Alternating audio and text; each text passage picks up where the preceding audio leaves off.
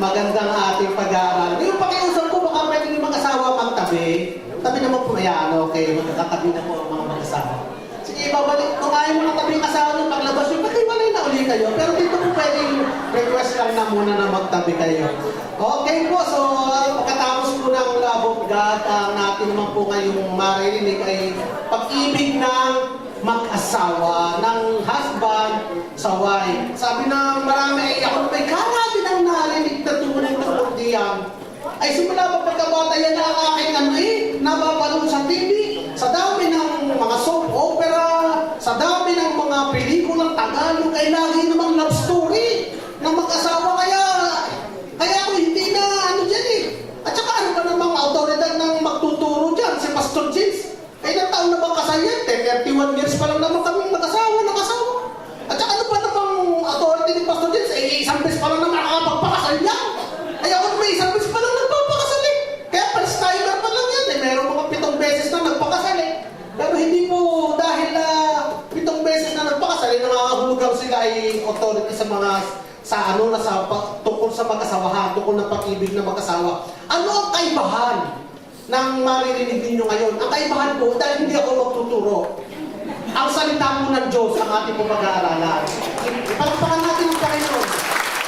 Yung po kaibahan, hindi po galing sa akin, galing po sa salita ng Diyos. At tungkol pagdating po sa mag-asawa, ito lang naman po sinasabi ng Panginoon eh. Kung kayo man pilalabas dito pagkatapos sa haba ng aking tinuro ay wala kayong nakuha, halinawa naman po'y meron, ay ito lamang po nais kong matandaan ninyo na ang success po ng pag-aasawa, ang sikreto po ng magandang pagsasama at ang sikreto po ng pag-ibig ng lalaki sa asawa ay hindi dahil sa kanila. Ito po ay nasa biyaya ng Diyos. Amen po. Yung aasa tayo sa biyaya. Anong biyaya ng Diyos na kaya gawin ng Diyos para sa iyo? Kaya ipagkaloob. Kaya ipagkaloob sa iyo ng Diyos ang hinihingi mo kahit hindi karapat-dapat. Bakit ibibigay sa iyo ng Diyos? Dahil ikaw ay mahal na mahal ng Diyos. Narinig po natin sa pag-aaral natin kanya, labis-labis na pagmamahal ng Diyos. Kaya po ang title ng ating pong sunod na topic ay Christian Loving Principle for Husband and Wife. Sino po ba dito yung husband and wife? Eh di yung pong mag-asawa. Kaya ang topic natin is nakatutok din dun sa pag-aasawa, sa relationship ng mag-asawahan. Ano ba mga kapatid? Susumulan po natin ito sa pamamagitan ng expository teaching ng Ephesians chapter 5 verse 25 to 33. Kapatid, pakita ko nga dyan ng Ephesians chapter 5 verse 25 to 33. Babasahin po natin. Ayan, makibasa po kayo sa akin. Ano ho? Mga lalaki, mahalin ninyo ang inyong asawa na gaya ng pagmamahal ni Kristo sa iglesia. Inihandog niya ang kanyang buhay para sa iglesia. Upang ialay ito sa Diyos matapos linisin sa pamamagitan ng tubig at ng salita. Ginawa niya ito upang ang iglesia ay maiharap niya sa kanyang sarili bilang isang maluwalhating iglesia na walang anumang dungis ni kulubot man, upang ito'y maging banal at walang kapintasan. Gayon din naman, ito, dapat mahalin ng mga lalaki ang kanilang asawa tulad ng sarili nilang katawan. Ang lalaking nagmamahal sa kanyang asawa ay nagmamahal sa kanyang sarili. Walang taong namumuhay sa sarili niyang katawan. Sa halip, ito ay kanyang pinapakain at inaalagaan tulad ng ginawa ni Kristo sa iglesia. Tayo ngayon mga bahagi ng kanyang katawan gaya ng sinasabi sa kasulatan. Dahil dito ay iiwan ng lalaki ang kanyang ama't ina at magsasama sila ng kanyang asawa.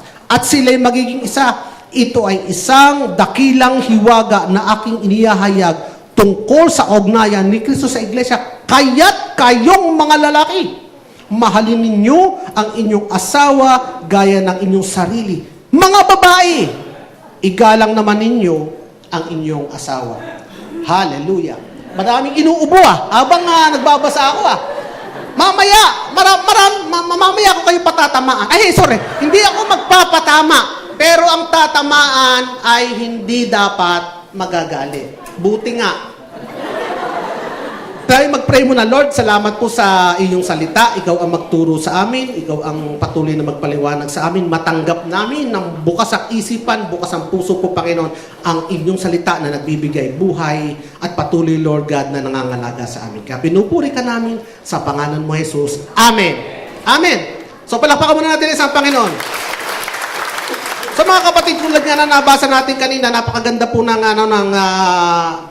verse na ito. Kaya unang truth, anong unang katotohanan makikita natin dito? Yung ultimate model, yung model o yung basihan ng mag-asawa ay katulad ng pag-ibig ng Diyos sa kanyang iglesia. Pag-ibig ng Diyos sa, ano ba sinasabi iglesia? Tayo po mga kapatid yun. Pag-ibig ng Diyos na narinig natin kanina, kung paano tayo minahal ng Diyos, yun po ang magiging basihan ng ating pag-ibig sa ating mag-asawa. Kaya po, paano ba tayo minahal ng Panginoon? Nung tayo daw ay makasalanan pa. Nung tayo ay pangit. Ibig sabihin ng pangit, marumi ka sa harap ng Diyos. Makasalanan ka, patay ka sa harap ng Diyos. Pero minahal ka niya noong ikaw ay pangit. Binigay niya ang buhay sa'yo. Hindi ka lang siya namatay para sa kasalanan mo, namatay siya para sa'yo.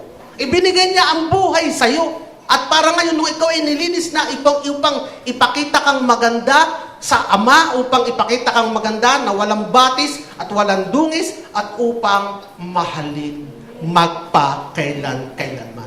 Yun po ang pagmamahal ng Diyos, uri ng pagmamahal ng Diyos sa atin. Kaya po sabi nga nung sa verse na Ephesians chapter 3, verse 22 yung nabasa natin kanina, kamangha-mangha itong malalim na katotohanan na ipinahayag ng Diyos, isinasalarawan ito ang kaugnayan ni Kristo at Iglesia niya. Ibig sabihin, kamangha-mangha ito eh. Ito ang basihan ninyo. Alam niyo mga kapatid, ang ibig sabihin noon, ang pag-aasawa po ay design ni Lord upang ipakita ng Diyos kung paano niya minahal na Iglesia. Kung paano niya tayo minahal, kaya nagkaroon po ng marriage. Yun po ang standard dapat. Kaya nga, ayaw ng demonyo ang ayaw ng demonyo ang kasal. Hindi naniniwala ang demonyo sa marriage. Kaya, sabi ng demonyo sa mga magjowa, huwag kayong magpakasal. Bakit tayo magpakasal? Para wala kayong standard. Para hindi nyo masunod yung standard na binigay ng Diyos. Para hindi nyo masunod yung pattern na binigay ng Diyos na pagmamahal niya sa kanyang iglesia. Kaya, yung mga hindi nakapattern, hindi, basta na lang. Napakababaw na standard. Ay, basta tayo ay magsasama sa gabi. At sa araw tayo ay may pupuntahan, kanya-kanya pupuntahan. At kung naririto ka. Kung wala, hindi wala. Ganun kababaw. Ganun ka, pagkaayaw na, pagka nakitang medyo nagkakakulubot na ang babae, iniiwan na. Pag ang lalaki nakikitang wala nang masyadong kinikita, nalulugi na ang negosyo, nag-iiwan na. Kaya ang babaw, samantalang ang standard na binigay sa atin ng Panginoon is itong binasa nating mga verse kanina. Pero mga kapatid, wala pong immune. Dahil ito po ay ito po ang model ng pag-ibig ng Diyos sa atin, kaya gustong sirain ni Satanas.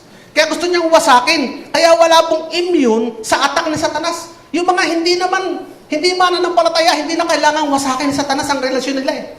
Yung mga mananampalataya, yun ang target lalo. Bakit yun ang target niya? Para hindi ka makapaglingkod sa Panginoon. Para ang testimony mo ay sira. Para hindi ka maging productive. Para sa mata ng unbeliever, wala din naman palang kaibahan. Kaya po mga kapatid, yung lust na ginamit ni Satanas na panira sa mag-asawa, makikita natin na ginagamit talaga nung una pa ni Satanas yan. Even doon sa mga leaders ng pananampalataya nung araw, sino ang target nila? Si Samson.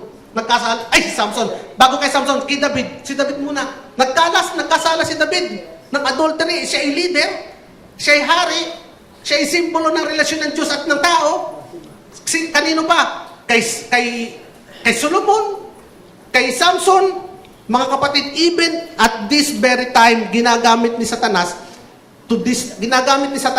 na sirain ang relasyon ng mag-asawa, lalo na ng mga Kristiyano, upang maging ibig sabihin, pagka nasira ang relasyon ng mag-asawahan, it is two less people na maaring alagad ng Diyos upang madala ang tao sa Panginoon.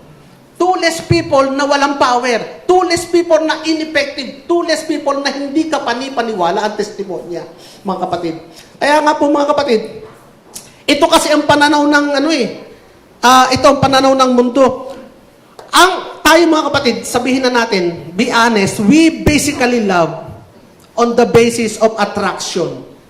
Tama mga kapatid, tayo po'y umiibig ang basihan natin dahil tayo'y attracted. Dahil tayo nagandahan. Dahil tayo napugian. Yun yung ating basihan. Meron tayong gusto sa kanya. Kaganda ng kilay nito. Ano? Nung kaya mo nilagay, kaganda ng kilay. Abi magkaduktong. Kaganda. Si Davis, ano?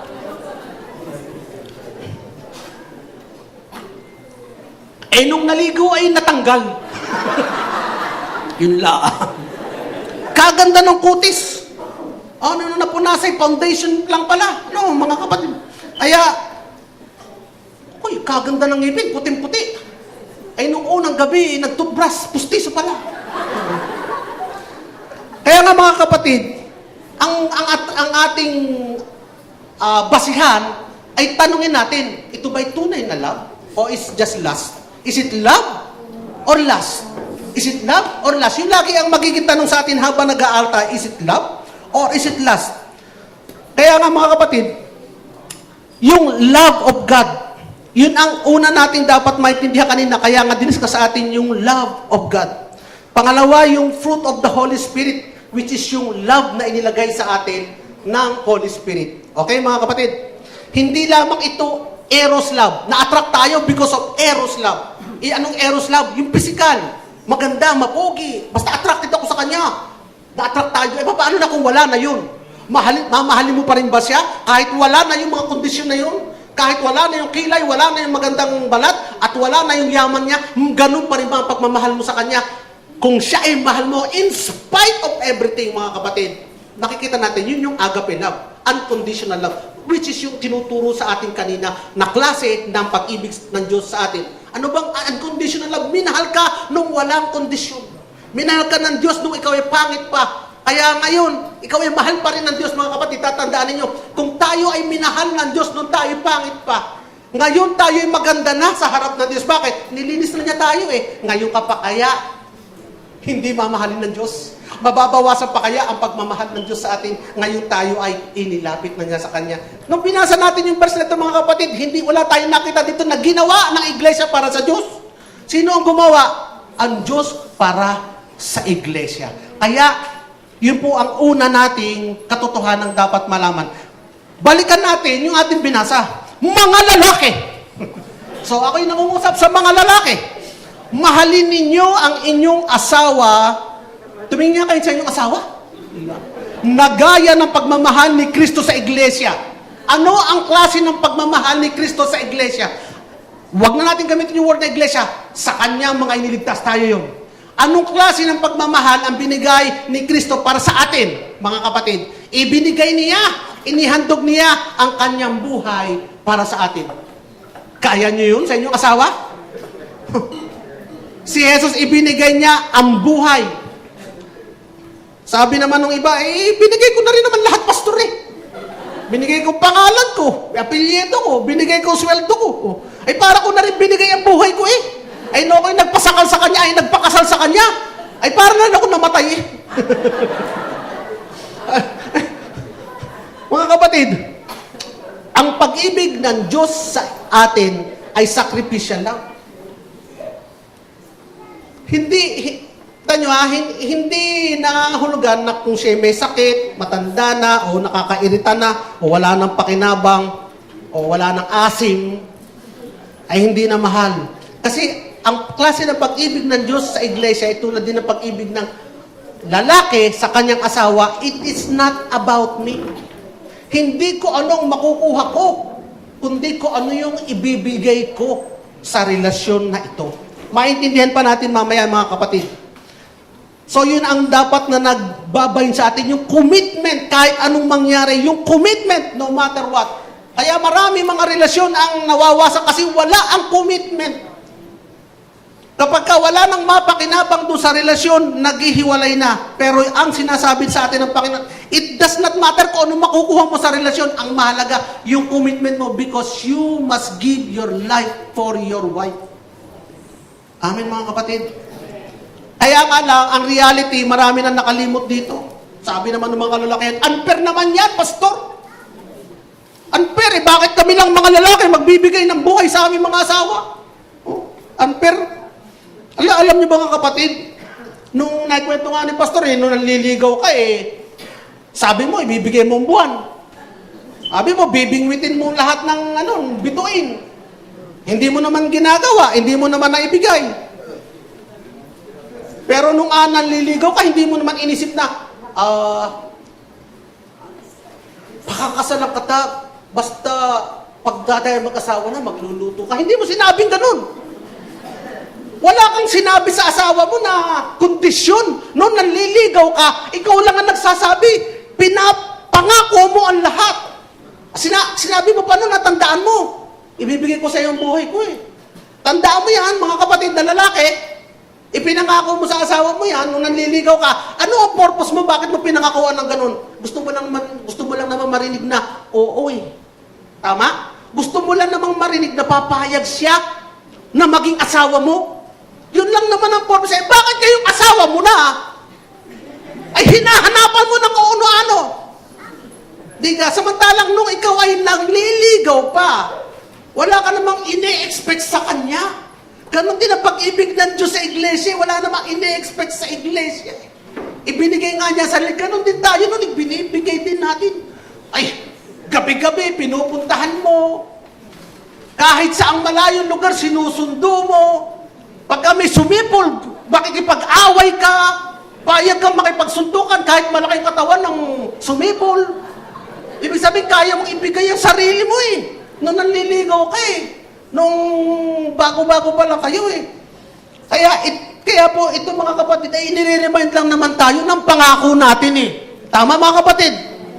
Nire-remind lang naman tayo ng pangako natin Ako nga po nai-impress sa mga kapatiran na talaga pong nagsasacrifice para sa kanilang mga asawang babae.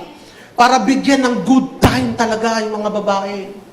Para ipasyal, bigyan ng, binibigay talaga yung energy nila, yung time nila, para yung asawa nila ay maramdaman yung kaligayahang ipinangako niya. Itong patama ko, ay yung ibang libre na Hindi pa samahan ng asawa. Anong point ko dito?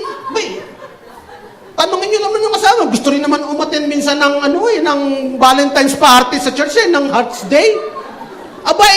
Libre na, wala nang ang bayad. Dadating ka na nga lang dito. Hindi mo pa samahan At anong reason mo bakit hindi mo samahan? Nahihiya ka? Nahihiya daw, mga kapatid. Ay kung yung buhay nga ang nire-require sa atin na ibigay ito nahihiya lang. Hindi pa masamahan. Hindi ko na kayo tatawagin mga kapatid, sobra ng patama ito. Masakit na. Alam niyo ako sumasama ako kay Mrs. kahit ayaw ko Bakit? Itong pinakasimplest na paraan ng pagpapakita na mahal ko siya kung yung pagsama lang hindi ko magawa, yung buhay ko pa kaya maibigay ko? Tiga mga kapatid. Pag sinamahan ko naman yan, lagi naman akong libre So, I congratulate do sa mga kapatid na talaga nagbibigay ng effort para sa kanilang asawa. Hindi na nga buhay ang hinihingi sa inyo. Palakpakan natin. Amen? Hindi po ako nagko-condemn, There is no condemnation. Pero please naman, next time. May Hearts Day pa ulit At least man lang doon sa libre, makapag-date kayo. Diba mga kapatid? Okay. Gusto din naman ng mga babae, Ano pa? Jesus died for His church.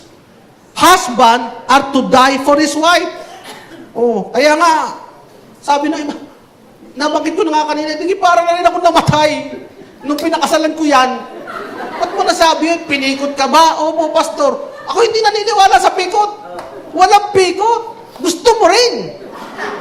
Kaya ka nagpakasal. Kung talaga ayaw mo, tatakbo ka sa simbahan. Kaya nagpakasal ka dyan. Ibig sabihin, gusto mo rin. Kaya hindi mo pwede sabihin, araw-araw na akong namatay. Para rin akong patay nung kasama ko yan Ano pa? Jesus sacrificed for the church. Yung pong sacrifice ay commitment, mga kapatid. Commitment po ito. Ano meaning na commitment?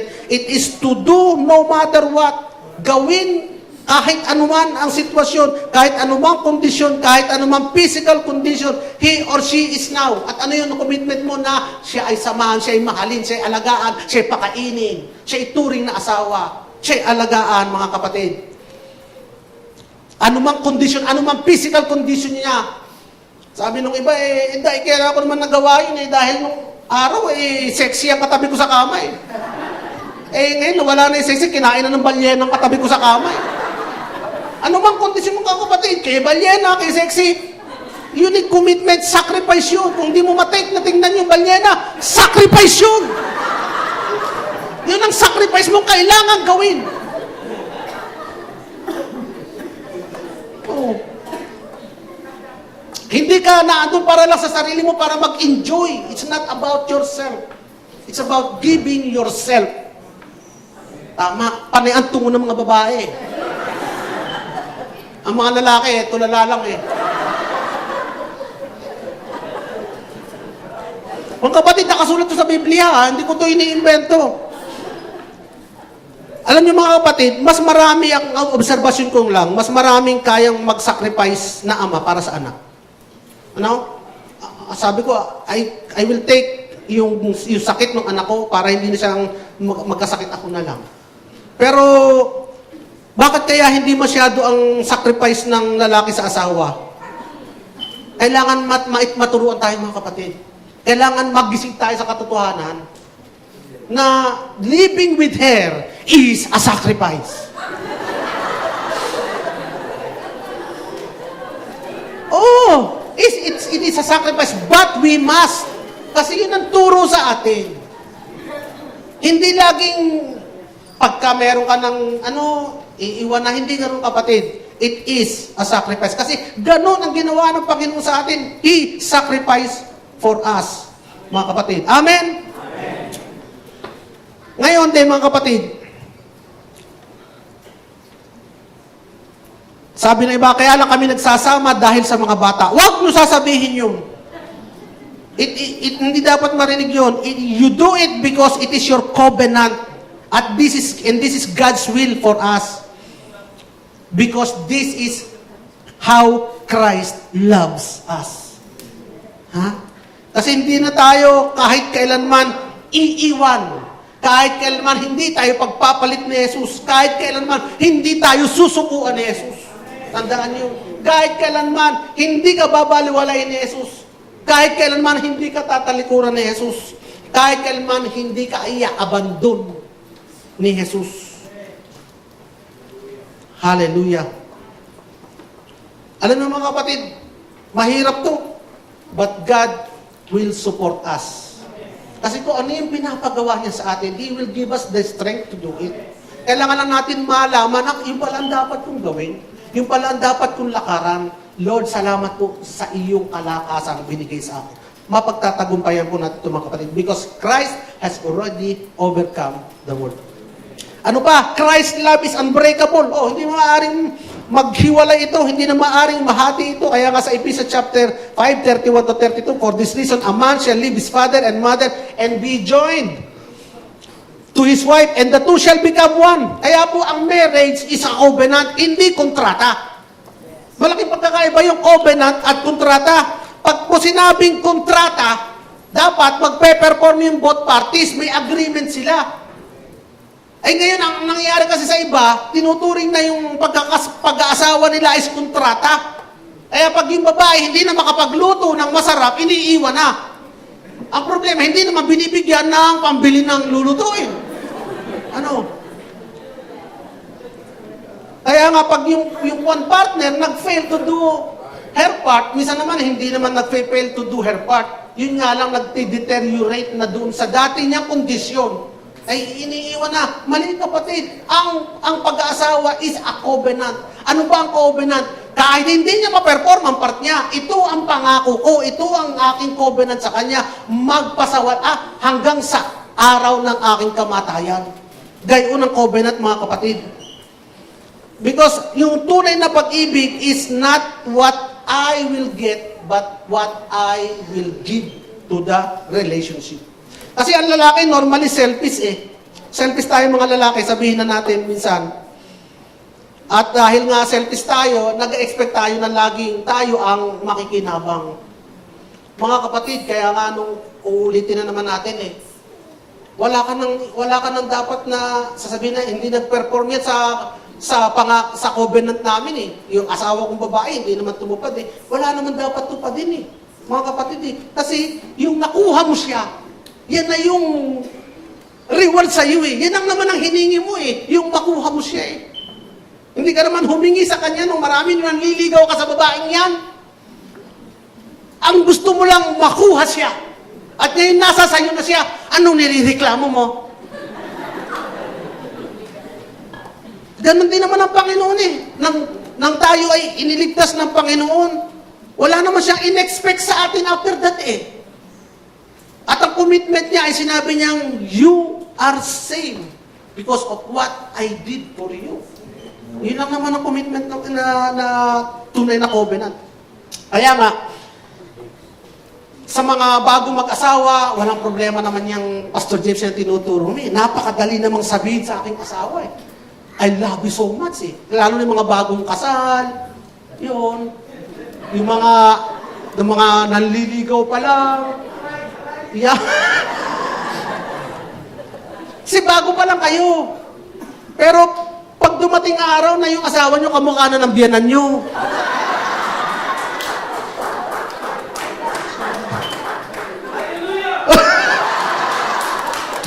Tingnan nyo nga yung biyanan nyo kung kaya nyong halikan.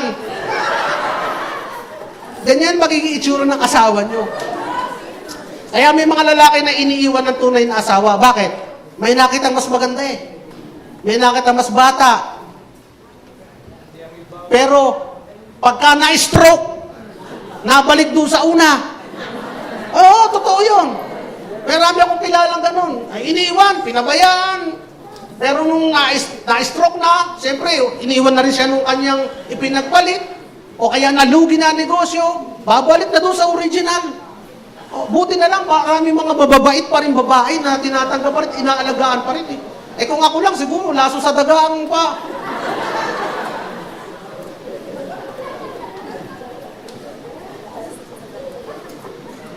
Oh, wala. Kaya nga mga kapatid, Jesus never let go and never change His love for His church. Ganon din tayo mga kapatid. Pag nagbabago yan, that is not love. That is lust.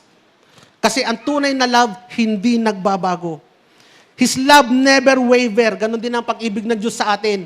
Laging bago at sariwa tuwing umaga, mga kapatid.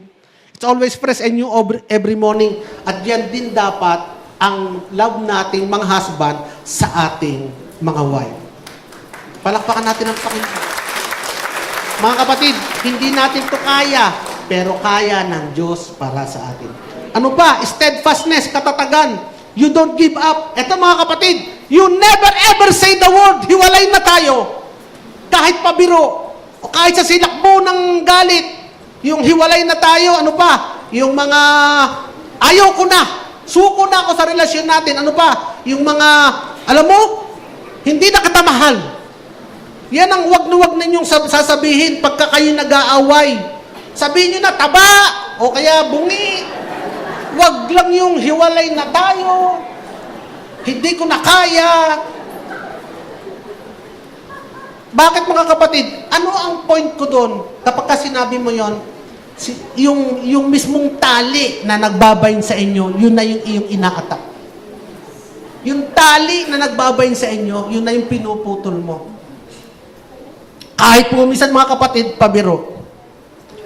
Kami ngayon nagbibiro ang mag-asawa. Sabi ni Mrs. sa akin pag namatay ako ha, si Piwi, pag namatay ako, James, mag-asawa ka ulit ha. Alam niyo na yung joke na yun. Sabi ko, hindi, ako mag-aasawa ulit. Wow naman, super mahal mo ko, hindi. Sa dala ko na lang, sa una. Hindi, joke lang po yun, joke. Ang point ko po doon, wag na wag ninyong gagawin laro yung hiwalay na tayo, o kaya hindi na kita mahal, sawa na ako, pagod na ako. Kaya nga po, mga kapatid, because you speak of such word, therefore, it is also mandatory, required naman, na i-affirm mo ngayon. I-confess mo ngayon yung pag-ibig mo sa iyong asawa. I-confess mo yung sinasabi mo na, I love you. I-confess mo yon mga kapatid. Express it. Express it that you love her. At magpatulong kayo sa Holy Spirit na ma-express ito kung hindi nyo kaya, mga kapatid. Bakit ba noong araw, nung nanliligaw ka pa, wala kang tigil sa pagsabi ng I love you, mahal kita, tutulog na't lahat, I love you pa rin, I love you too, I love you much more, I love you much more, I love you 4 times more. Walang tigil bago magkapatayan ng cellphone ay I love you. Nung araw nga, ng panahon namin, hanap pa kami ng sa Hallmark card. Yung sa National Bookstore, hindi naabot ng mga bata yun. Naghahanap kami ng card. Bakit? Sapagkat may dedication doon. Ng magandang mga dedication kung paano mo express yung love mo sa asawa mo para tunay na masabi mong love na love talaga kita.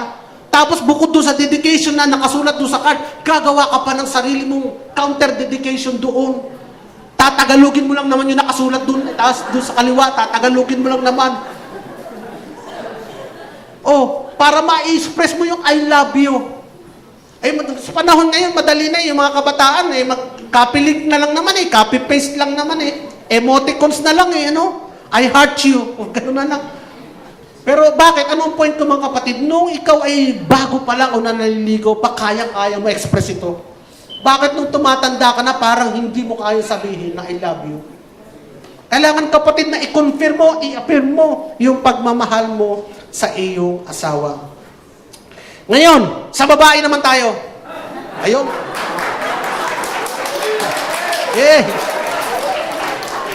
Eto, sabi sa babae,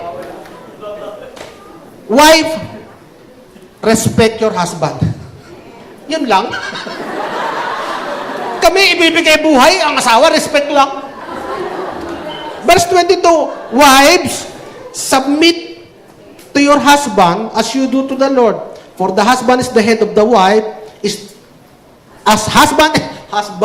for the husband is the head of the wife, as Christ is the head of the church, his body of which he is the Savior. Now, as the church submits to Christ, so also wives should submit to their husband in everything. So, yun lang, submit lang, ang haba na sa lalaki. From verse 24, 22 hanggang 33, pang lalaki lahat. Husband, give yourself to your wife. Husband, die for your wife. Husband, love your wife unconditionally. Pagdating sa wife, submit to your husband. Respect your husband. Mga kapatid, ang sinasabi po ditong submit is in the same way na kung paano tayo nagpapasakop sa ating Panginoong Hesus. Kung paano tayo sumusunod o tumutugon sa Kanya. Kasi naman mga kapatid, mga babae, madaling magpasakop sa inyong asawa kung alam mo na yung lalaki is willing to give your life for you. Tama? Kung kita mo na yung lalaki talagang nagsasacrifice sa'yo, kung kita mo na yung lalaki ay talagang ang buhay ay binigay para sa'yo, ay madaling mag-submit, madaling mag-respect. Ay paano ko yung asawa mo ay parang utak ng demonyo? Ay mahirap mag-submit, mahirap mag-respect. Kaya nga, ini-encourage ko kayong hindi pa mga kasal, na kung kayo mag-aasawa din lamang ng lalaki, humanap na kayo ng may relasyon kay Jesus. At kung hindi pa may relasyon kay Jesus, yakagin nyo para magkaroon ng relasyon kay Jesus. Kasi mahirap mag-submit doon sa taong inaalihan ng demonyo. Amen, mga kapatid. Amen. Pero kapag alam mo na itong taong to ay anak ng Diyos, mamahalin ako nito ng katulad ng pagmamahal ni Kristo sa kanyang iglesia. Mamahalin nito na willing na ibigay ang buhay sa akin. Bakit naman ako hindi magpapasubmit? Ba't hindi naman ako magsasubmit kung ang buhay nga kaibigay sa akin? Ba't hindi naman ako susunod? Ba't hindi naman ako re-respeto? Amen, mga kapatid. Kayong may mga asawa na hindi Kristiyano kasi tigas ulo nyo. Pero, andyan na. Anong gagawin nyo? Ipakilala nyo siya kay Jesus. Para later on in your life, hindi kayo parang naglalakad sa kalbaryo habang nakikipagrelasyon sa inyong mga asawa. Paano ko magsasubmit dito sa lalaking ito? Pero kung kilala na niya si Kristo at narinig niya ang katuruan na ikaw palang lalaki, dapat mahalin mo ang iyong asawa ng katulad ng pagmamahal mo sa sarili, ng katulad ng pagmamahal ni Kristo sa iyo. Bakit hindi ka naman magpapasubmit? So, Mga wife, sabihin nyo nga sa inyong asawa na lalaki, salamat. Sabihin nyo nga, wife, sa inyong asawang lalaki, salamat sa Panginoon, sumunod ka sa Kanya. Salamat sa Panginoon, ikaw ay Kanyang iniligtas. Ano? Amen. Ngayon, yung submit and respect po, ay nagre-require doon sa babae na maging humble. Ano? Ito po kailangan mag-humble eh. Minsan naman, kahit yung asawa mo ay hindi kumikita, magkonsulta ka naman dyan pagdating sa gastusan. I-consider mo rin naman yung asawa mo kahit siya hindi kumikita. Yun po yung respect doon sa authority na ibinigay doon sa inyong asawa. Amen mga kapatid. Kaya makikita niyo mga kapatid, pinag-aaralan natin, ito po yung mahirap sa believer. Madali po ba? Mahirap ito po sa believer, lalo na kung hindi believers. Ano mga kapatid? Paano pasasubmitin yung asawa mo na babae? Paano mo pagre-respectin sa'yo? Kung hindi tumana ng palataya, ay hindi nga na-respeto sa kanya magulang. Ay ngayon sa'yo pa, na lalaki, paano to re-respect sa'yo? Tapos siya pa may trabaho. Paano to re-respect sa'yo? Paano to magsasubmit sa'yo? Hindi nga nasubmit sa mga magulang niya. Oh, ay kayo namang mga babae, paano ka mamahalin ng lalaking ito ng atulad na pagmamahal niya sa kanyang buhay? Ay kung hindi nga rin siya mananampalataya, mga kapatid. Kaya nga mga kapatid, kayong mga lalaki naman, sabihin niyo sa inyong asawa, salamat kay Lord. Salamat kay Lord. Kaya po mga kapatid, yung pong love ay verb. Verb. Ano pa yung sabihin ng verb? Pandiwa. Action. Action po itong verb. Kaya nga, dahil ito yung action, ito po yung may expression. At ang sabi po ng secular word, merong iba't ibang klase na expression ng pagmamahal. Nandiyan yung affirmation. Ano po yung sabihin ng affirmation? Yung ipapahayag mo. Merong mga babaeng gustong-gustong i-affirm yung pag-ibig mo sa kanya. At gustong-gusto rin niya nag-a-affirm ng pag-ibig niya sa iyo lagi. Ito yung mga, I love you, I love you, I love you, love you, love you. Ikaw naman, sasagot ka din ng I love you kasi yun yung kanyang word of love. Expression of love, affirmation. Meron naman, tulad ng kanina sinabi ng pastor, quality time ang hinihingi. Gusto niya lagi kayo magkasama, nagde-date kayo, nagse-celebrate kayo, lagi kayong yung time na dinidevelop ninyo is laging quality time. Meron din naman na gusto yung service. Aba, gusto lagi naglilingkod sa asawa. Sa parang ito, ine-express ko pagmamahal ko sa asawa ko. Ganyan. Naglilingkod ako, nagluluto ako, naglinis ako ng bahay, naglalaba ako, nagpapakain ako ng mga bata. Ako yun, lalaki yun eh. Meron naman na ang gusto yung gift. Gustong magbigay lagi ng regalo. Kaya ako, ang anak ko, misis ko, ang gusto niya, expression ng love ko sa kanya is by gift eh. Kaya tuwing anniversary namin, nasa Floredelia ako. Nag-order ako ng bulaklak. Tapos i-deliver doon sa clinic. Tapos, COD, ang payment. Siya babayad. Wala akong babayad eh. Pastor ako eh. Siya ang dentista, akong pastor eh. Ang mahalaga lang naman, nagpadala ka ng gift. Hindi naman sinabi, nagbayad ka ng gift. Na-appreciate naman niya. Gusto niya bang bigyan ng gift mga asawa niya? Madali lang yan. Lazada, Shopee, tapos COD, tapos alis kayo ng bahay. Pagdating, si Mrs. ang re-receive. Hindi, ang point ko doon mga kapatid, ay meron namang yung touch. Gusto niya laging inaaya ng hipo, yakap, hipo, halik, yan. Paano ko naman nahahalikan niyang pastor? Nung araw, mabango ngayon, di na naliligo. Sabi naman ng babae, paano naman ako magpapahalik sa'yo? Hininga mo naman, bao. Di ka? Pero ang point ko dun mga kapatid, there are many different expression of love. It doesn't necessarily mean na kung, hindi naman nagre-regalo sa akin yung asawa ko, hindi na ako mahal ng asawa ko. No. Tignan mo, baka may ibang expression siya ng pagmamahal. Hindi naman nagre-respond sa akin ng misis ko pagka pinaglilingkod ako. No, mga kapatid, tignan mo kung baka meron din siyang kanyang preferred na love language. Pero hindi yun ang point ko mga kapatid. Ang point ko mga kapatid ay dito. Ano ba? ito ang point ko mga kapatid, kahit anong love language yan, kailangan pa rin merong confirmation, may affirmation, may assurance. Ano ibig sabihin doon? Kailangan mo pa rin sabihin in words yung ginagawa mo. Hindi pwede padala ka lang ng padala ng mga regalo, pero dapat sabihan mo din, i-appear mo din ang pagmamahal mo sa Kanya. Kailangan mo rin yung words, yung action put into words. Hindi lang yung words into action, pero yung words, yung action din, kailangan mo ito put into words. Kailangan lagi ng affirmation. Amen.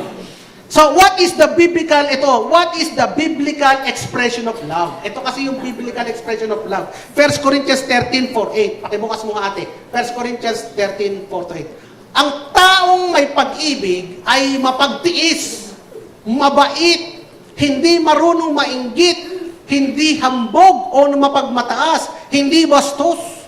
Ang pag-uugali, hindi makasarili, hindi magagalitin.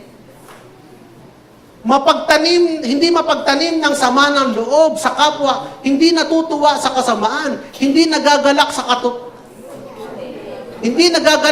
katotohanan, kundi nagagalak sa katotohanan. Matiyaga, laging nagtitiwala, laging may pag-asa, at tinitiis ang lahat. Mga kapatid, yan po ang description talaga ng pag-ibig. Kaya ang second truth na dapat may uwi natin, we believers are in spiritual battle. Hindi tayo lang dalawa, sabihin niyo sa mag-asawa, hindi tayong dalawa lang. Kasama natin ang Panginoon. Bakit? Kasi tayo ay nakikidigma. Ang ating relasyon ay target ng kaaway. Kaya nga po, sabi doon sa 1 Peter chapter 5:8, be alert. The enemy, the devil, is like a roaring lion waiting for someone to devour. O ang nag-iintay siya na, itong mga mag-asawa ito, careless. Siya, titirahin ko ito, kakainin ko ito, sisilain ko ito. So, ganun din ang sabi ng 1 Corinthians chapter 10, verse 12. So, if you take your standing firm, be careful that you don't fall. Ayan, sabi niya, siguradong itong babaeng itong aking pinakasalan ngayon, hanggang sa kami tumanday, hindi kami mag-aaway nito. Mag-iingat ka. Baka ikaw ay bumaksa, kaya nga, be careful. So, if you think you are standing firm, be careful that you don't fall. Kasi nga, may kaaway tayo na nais sirain ang ating relasyon. Sabi sa asawa niya, may kaaway na nais sirain ang ating relasyon. Kaya nga, binababalaan tayo ng mga verse na ito na overconfidence. Dapat hindi. Hindi tayo dapat magkaroon ng overconfidence. Lagi tayo nakakapit sa Panginoon. Nire-remind tayo na maging humble tayo or else baka tayo ay matumba. Dapat malaman natin na tayo nasa spiritual warfare at maging careful tayo. Paano tayo mag-react? Hindi dapat worldly approach. Hindi dapat condemnation. Hindi dapat, gusto mo lagi makabawi. Pagka nagkasala ang asawa mo, babawi ako. Hindi dapat ganun na reaksyon. Gaganti ako. Kasi nga, kahit na sinong mapupogi at magagandang artista, alam nyo, ang dami naghiwalay pa rin. Ang ganda ng kanilang mga kasal, kung sino-sinong pari ang nagkasal. Wala pa rin, naghiwalay pa rin. Sinong pinakamayaman? At mga popular na politiko at nagkakaroon pa din ng problema. Kasi nga mga kapatid, ang marriage kasi is a symbol, is a testament of the love of God to His church. Kaya winawasak ni Satanas. Kaya dapat mag-iingat tayo mga kapatid.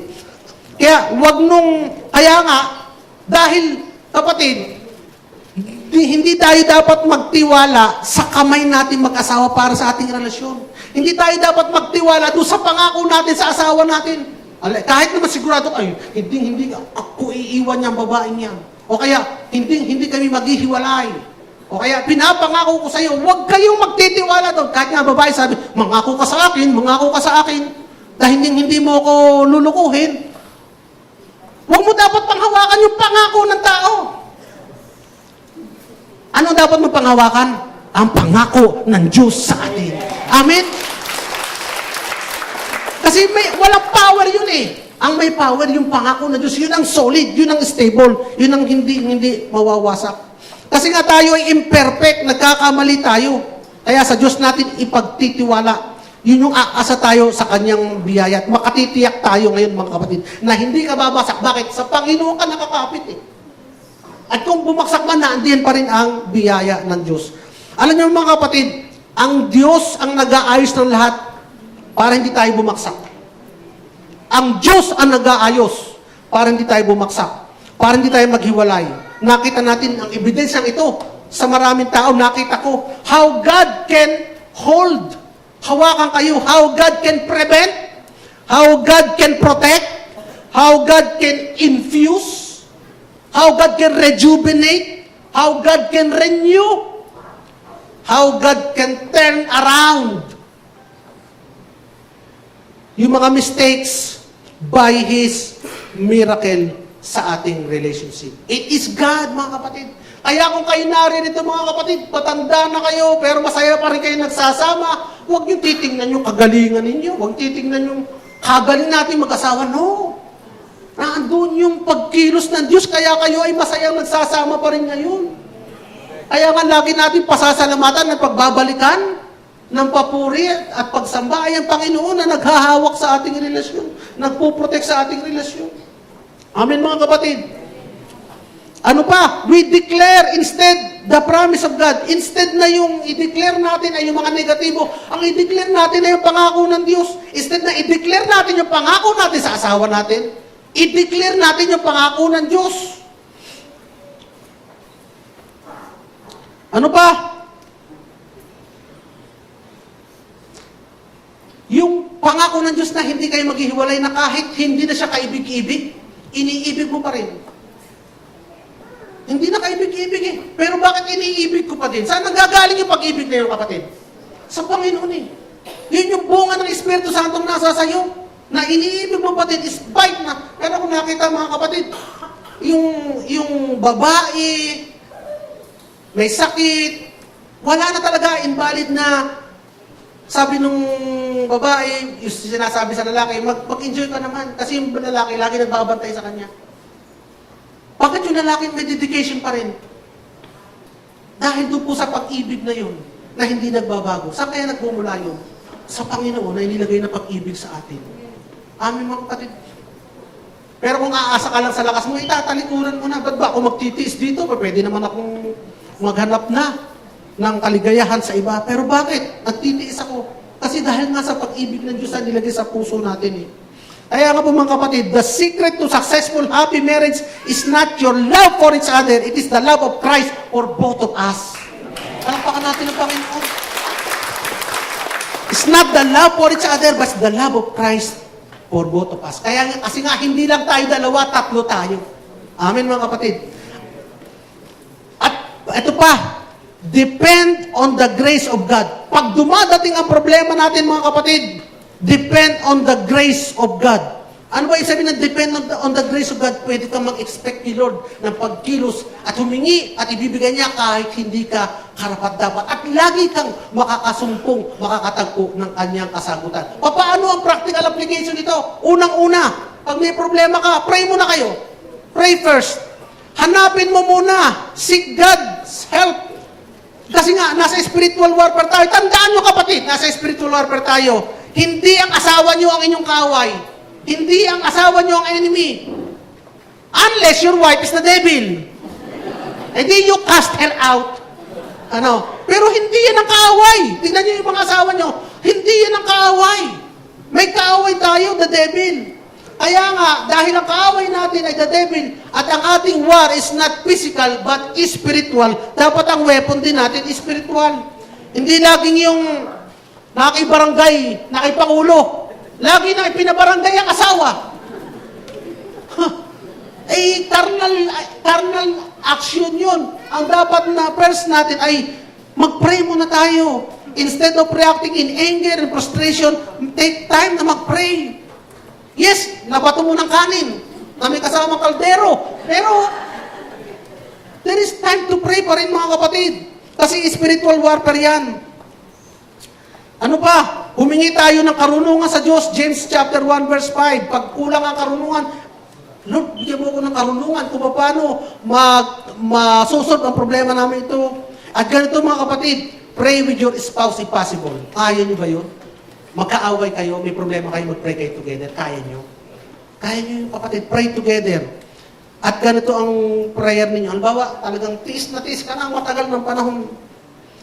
Mag-pray kayong mag-asawa, imbitahan mo sa prayer to heal and restore a relationship. Bottom line na sinasabi ko mga kapatid, if you love one another, you must pray for each other. If you love one another. And then that is the only way na ang marriage natin ay magiging fresh, sanctified, renewed, para kayo laging bagong kasal. If you pray for each other. Yes, you will fight for your right, but our weapon is not earthly weapon, but spiritual, mga kapatid. Halimbawa, anong klaseng prayer ba, Pastor, yung sinasabi mo? Lord, I need your grace in my marriage. Kasama kayo. Help me to love my spouse as you love me. Give me patience, wisdom, and strength to handle this issue with grace. In Jesus' name. Amen. Mga ganun lang simple prayer. Pangalawa, rely on the Word of God. O, siyempre, magbabasa ka, mag-aaral ka ng salita ng Diyos. Pag kami, talagang ikaw ay troubled na sa katatagpo. Saka pupunta doon kay kumare, hindi. Manunod ka ng Facebook, hindi. Manunod ka ng YouTube, hindi. Magbasa ka ng salita ng Diyos. I-meditate mo itong 1 Corinthians 13, 4-7 na binasa natin kanina. Pangatlo, respond with grace. Ito, ano ibig sabihin ng respond with grace? Forgive even when it's hard.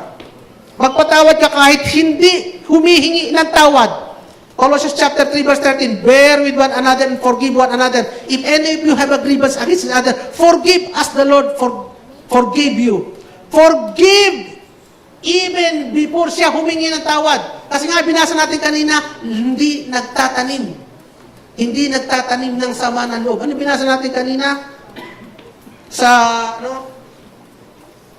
keeping no records of wrong. Magpatawad ka kahit hindi humihingi ng tawad. Bakit ko sinasabi mga kapatid to? Hindi naman humihingi ng tawad, papatawadin ko ba yung tao niya? For your sake, para sa iyo, patawadin mo. Bakit? Kasi ikaw ang nagdadala ng kabigatan hanggat hindi ka nagpapatawad. Lagi mong iniisip, lagi mong ninanamnam, paano ko kaya ito gagantihan? Paano kaya paparamdam ang galit ko? Habang iniisip mo, lalo sumasakit ang loob mo. Lalo ka nag-iisip ng masasama. Iniisip mo, taong nakaraan, hinihimay mo po, ano kaya, niluko ko. Iniisip mo, binabalikan mo lahat. Hinihimay-himay mo, pinamaymay mo. Ang mga nakalipas ng panahon, anong ginagawa nun sa iyo? Inuukit ang puso mo, winawasak ang utak mo hanggang sa mabaliw ka. Ano ang dapat? Patawadin mo. At pag napatawad mo, mga kapatid, makikita mo, mga kapatid, ang biyaya ng Diyos sa iyo o paano kumilos ang biyaya ng Diyos sa iyo. Kaya nga yung forgiveness is the most important thing, mga kapatid. Hindi lamang pinorgive ko na. Pinorgive na kita. Pero tandaan mo yan, ha? Noong taong ito, natatandaan ko pa. Pinorgive na kita, pero naaalala ko lagi. Hindi forgiveness yun, mga kapatid. Forgiveness is also forgetting. Kasi nga, 1 Corinthians 13, 4-7, it keeps no records of wrong. Huwag kang mag-iingat ng tarta. May record o. Naka-database. Excel pa. Yung mga nagawa ng kasawa. At tapos pagka ako yung nagkasalito, eto, set A, column B. Ang ipapakita ko sa iyo. Hindi ganun mga kapatid. It keeps no record of wrong because it is for your own good. Why? Because Jesus forgave us even before we ask for forgiveness. Pinatawad tayo ng Panginoon. Hindi pa naman tayo humihingi ng tawad, pero pinatawad niya. Bakit? Nung nasa krus siya, sabi niya, forgive them for they know not what they are doing. Sino yung sinasabi din? Yung mga Israelita, yes. Pero kasama din tayo doon. Pinatawad tayo ng Panginoon bago pa tayo humingi ng tawad sa Kanya. Amen. At nung pinatawad tayo ng Panginoon, tinandaan ba niya mga kasalanan natin? Hindi. Yung listahan ng kasalanan natin, ipinako kasama ni Kristo sa krus. Kaya walang listahan ng kasalanan mo. In the same way, mga kapatid, pag nagpatawad tayo, walang listahan. Kalimutan na. Mga kapatid. Kaya nga, mga kapatid, ano ibig ko sabihin doon? Let it go. Pag may kasalanan ka, kasalanan yung kabiyak mo, let it go. How can you let it go? By giving it to God. Gusto mo bumawi, ibigay mo sa Diyos. Si Diyos ang babawi para sa'yo. Let God. Hayaan mo ang Panginoon na mag-fix ng sitwasyon mo. Hayaan mo ang Panginoon na mag-ayos sa sitwasyon mo. Hindi laging si Pangulo. Oh. Tapos, let's go. Ibig sabihin ng let's go, move forward na tayo. Ano kang problema? Kalimutan na natin. Eto, tingnan natin, hinaharap natin. Ayusin natin ito upang makarating tayo doon sa ating pupuntahan. Kaya nga, tatlo lang. Let it go, let God, and let's go. Sabihin nyo nga yun? Let it go. Let God. Sa asawa nyo sabihin yun, hindi sa akin. Tandaan nyo ko niya, let it go, let it go, let God, let's go. Amen, mga kapatid. Ang masama kasi ay accuser tayo, nagiging accuser tayo. Bakit kaya ang bait-bait mo ngayon?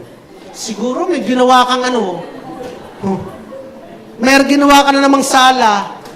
May sinasabing maganda. Sinungaling ka naman. Ayan. May maganda nang sinasabi. Alak, sinungaling ka naman. Ano, ginagawa mo? Ina-accuse mo siya eh. Ina-accuse mo. Alam niyo ba sino yung nag-a-accuse sa atin? Sino ang accuse ng the brethren? Si Satanas. Kaya huwag kang mag-Satanas sa relasyon. Si Satanas ang nag-a-accuse ng brethren. Ano ang sinabi sa atin kanina? Always trust. Always trust. Time na? Mabilis na. Always trust. Surrender your spouse. Oh, hindi mo kaya baguhin ang asawa mo, i-surrender mo kay Lord. Lord, kunin mo na po siya. Hindi bang nag-pray ka din na i-fix ni Lord ang puso mo, both you and your husband, both you and your wife. Hindi lamang siya lagi pagpe-pray mo na ayusin ang puso, ipuso mo din. Kaya nga sa lalaki, ito pagpe-pray niyo, Lord, let me see my partner so beautiful again in my eyes. Hayaan mo makita ko uli na napakaganda ng aking asawa. Lord, baguhin mo ang aking mga mata. Sa mga babae naman, Lord, let me only see the good in him. Lord, hayaan mo makita ko lang siya ay magabubuti at magagandang traits ng aking husband. Lord, baguhin mo ang aking mata. Kaya ganun, both of you nagpe-pray. Surround yourself with godly support. Hindi laging sa TV, sa anong nagre-repair, kung kani-kanino, maghanap ka ng tao makapag-confidean mo. Christian, who can give you support and counsel. Remember, ito na lang, malapit na. Remember God's grace in your life. Number one, think about how much God has forgiven you. Meditate mo kung paano ka pinatawad ng Diyos. Number two, the more we remember God's grace towards us, the more we can show it to our spouse. Kaya nga sa mga mag-asawa, sa babae, remember how yung partner mo pinakita ang pag-ibig sa iyo before. Kung paano kayo nag-enjoy sa bawat moment. I-remember mo yun. Mga babae, i-remember mo kung paano siya nanligaw sa'yo. I-remember mo kung paano kayo nag-enjoy ng bawat moment. Sa mga lalaki naman, i-remember mo nung ikaw ay nanliligaw pa. I-remember mo kung paano ka sinagot. I-remember mo na para mag-produce ito ng pasalamat sa Panginoon. Salamat may nagmahal sa iyo. Salamat na lang at may napag-ukulan ka ng pag-ibig. At parehas kayo mga kapatid, tandaan niyo na at one time, you were very happy with each other at ito lang ang pinakamahalaga sa buhay mo. Remember, one time, itong partner na ito ang pinakamahalaga sa buhay mo. Tama mga kapatid? Kaya magpuproduce ito ng gratitude. Core nito, pero effective. Amen mga kapatid? Remember the love of your youth, Proverbs 5:18. Let your foundation be blessed and rejoice with the wife of your youth. Alalahanin mo yung picture niya nung siya bata pa. Ito yung minahal mo. People will leave you, but your wife of your youth will be with you till you are old. Tandaan mo mga kapatid, kasi nung bata pa siya, ikaw ang pinili niya. Amen? Nung siya marami pang mapipili, ikaw ang pinili niya. Ngayon, matanda na rin siya, mga kapatid. Siya na lang ang magtitiis sa'yo. Tama, mga kapatid. Kaya, gratitude yun eh. Tandaan mo lagi, balikan mo yung magagandang araw na yun. And, last, keep your hope in God. Especially in your marriage. Sabi nga kanina sa pinasa natin, always hoping in God, especially in your marriage, kasi napakahalaga ito sa Diyos. Even in difficult time, trust that God is working behind the scene. Always hope. Believe that God can restore. Maniwala ka kapatid, kayang baguhin ng Diyos. Anumang gulo sa relasyon ninyo mag-asawa, kayang pagbaguhin ng Diyos. Amen mga kapatid. Bakit kapatid? Sapagkat 2 Corinthians 12 verse 9, my grace is sufficient for you. For my power is made perfect in your weakness. Mahina ka pagdating sa area na yan. Pero makikita ang kadakilaan at kagalingan ng Diyos. Dahil in spite ng kahinaan mo sa relasyon ninyo, kayo ay ganyan para mag-asawa. Sa inyong community, tinitingnan kayo. Bakit? Hindi nila alam, may problema kayo. Pero ang Panginoon ang nag-aayos ng sitwasyon sa buhay. Amen. Hallelujah. I am weak, that's where you are magnified, my Lord. Kaya nga, doon sa mga hindi pa rin nasa maganda sitwasyon ngayon, don't lose hope mga kapatid. Continue to trust the Lord. Hintayin ninyo kung paano kumilos ang Diyos sa inyong buhay. At huwag niyong kalilimutan, Ephesians chapter 2, verse 4:11. You are dead before, you are hopeless before, but God made you alive. In the same way, your love for each other is dead, but God can make it alive. Amen. And final encouragement sa mga kapatid. Marriage is not about two perfect people. Sino dito ang perfect? Wala. Ikaw yun. It's not about two perfect people, but two people depending on God's grace. Pwede mo laging expectin, hintahatakin, asahan ng Diyos na kumilos sa inyong relasyon. When times are hard, lean on God, not away from Him. He will give the strength, love, and wisdom to move forward. Amen, mga kapatid. Amen. Let's close our eyes. Let me pray for a short while. Lord, salamat po sa iyong pag-ibig na pinadama sa amin. At dahil sa pag-ibig na yan, Lord, kaya kami ay nakaiibig ng tapat, tunay po, Panginoon, katulad ng pagmamahal na binigay mo sa amin. Pag-ibig, Lord God, na nagbibigay ng buhay, pag-ibig higit pa sa pagmamahal sa sarili, kaya namin ibigin at mahalin ang aming kabiyak tulad nito. Ganon din po, Panginoon, salamat po, Lord God, sa kaunawaan, sa aming mga isip, kaya namin tanggapin ito, mag-submit sa aming asawa, mag-respect sa aming asawa, at Lord God, upang tugunin po, Panginoon, ang magandang payo mo sa amin. Lord God, we can do this because we can do everything through Christ who strengthens us. Amen, mga kapatid.